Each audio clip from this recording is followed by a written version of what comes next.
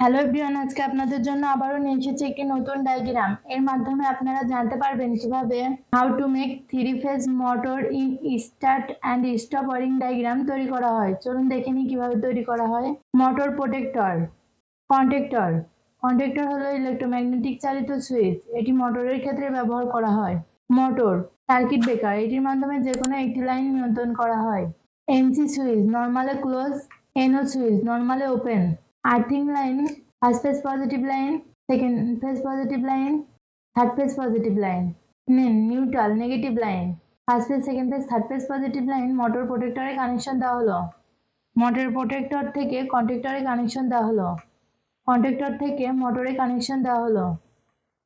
Negative line কন্ট্যাক্টরে connection দেওয়া হলো। Second phase positive line circuit ব্রেকারে কানেকশন দেওয়া হলো।